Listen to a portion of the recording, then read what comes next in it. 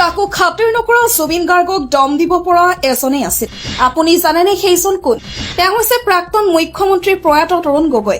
তৰুণ গগৈ ছাৰক মই খুব ভাল পাওঁ প্ৰথম কথা, আৰু তেওঁ খুব মৰম কৰে মোক। তেওঁক মানে এজন পলিটিচিয়ান বুলি নাভাবোঁ মই কেতিয়াও। আজি গৌৰৱকো কৈছোঁ যে he is not a politician. Gogoi মৃত্যুৰ পাছতে জুবিনে নিজেই সেই কথা সংবাদ মাধ্যমত মন্তব্য কৰাৰ লগতে লিখি গৈছিল। গগৈ আৰু জুবিনৰ আছিল পিতা পুত্ৰৰ সম্পৰ্ক। জুবিনে সদায় ছাৰ বুলি সম্বোধন কৰা এজনেই আছিল, সেইজন হৈছে তৰুণ গগৈ। সংবাদ মাধ্যমৰ আগত স্মৃতি ৰোমন্থন কৰি জুবিনে কৈছিল, মোৰ কিবা গণ্ডগোল হলে তেওঁ মোক ঘৰলৈ মাতি পঠিয়ায়। কেতিয়াবা বাপেকে পুতেকক বুজোৱাৰ দৰে বুজাই, কেতিয়াবা মাতি নি গালি পাৰিছিল আৰু দমো দিছিল।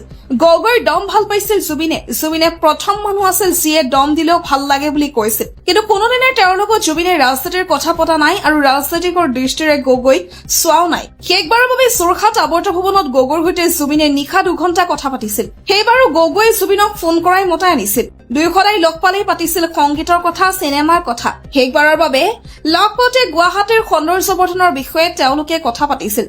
জিএমচিএইচত মুমূৰ্ষ অৱস্থাত দেখা কৰিবলৈ গৈ মিউজিক থেৰাপি হিচাপে গগৈক ভাল গান শুনাবলৈ জুবিনে পুত্ৰ গৌৰৱ গগৈক পৰামৰ্শ দিছিল। সেইমতে তৰুণ গগৈক মৃত্যু সজাত গান শুনোৱা হৈছিল। গগৈ আৰু জুবিনৰ আছিল পিতা পুত্ৰৰ সম্পৰ্ক। তেওঁলোকে প্ৰায়ে কথা পাতিছিল। গগৈক সন্মান কৰা নেতা হিচাপে গণ্য কৰিছিল জুবিন গাৰ্গে। এতিয়া তেওঁলোকে সম্ভৱতঃ স্বৰ্গত পাতিছে মনৰ কথা। শুনাই আছে জুবিনৰ প্ৰিয় ব্যক্তি তৰুণ গগৈক মায়াবিনী গান, আৰু ওপৰৰ পৰা চাই আছে সেই ন্যায়পৰায়ণ ব্যক্তিৰ ন্যায় বিচাৰি কৰা আন্দোলন। তৰুণ গগৈ ছাৰক মই খুব ভাল পাওঁ প্ৰথম কথা, আৰু তেওঁ খুব মৰম কৰে মোক। তেওঁক মানে এজন পলিটিচিয়ান বুলি নাভাবোঁ মই কেতিয়াও। আজি গৌৰৱকো কৈছোঁ যে he is not a politician, he was a humanitarian. Last মই যোৰহাটত বৰ ধুনীয়া আমি চাৰ্কিট হাউচত 2 ঘণ্টা কটাইছোঁ একেলগে। মই বেলেগ কামত গৈছিলোঁ, তেখেত বেলেগ কামত গৈছিলোঁ। তাৰপিছত মই আছোঁ বুলি গম পাই চাৰ্কিট হাউচত মোক মাতি পঠালে। 11টা বজাত মই আহি পাইছোঁ ৰাতি। আমি 1টা বজালৈকে আমি আড্ডা মাৰিছোঁ বিভিন্ন বিষয়।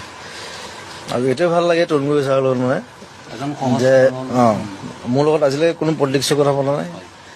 সদায় সংস্কৃতিৰ কথা, বেলেগ কথা, মানুহৰ কথা।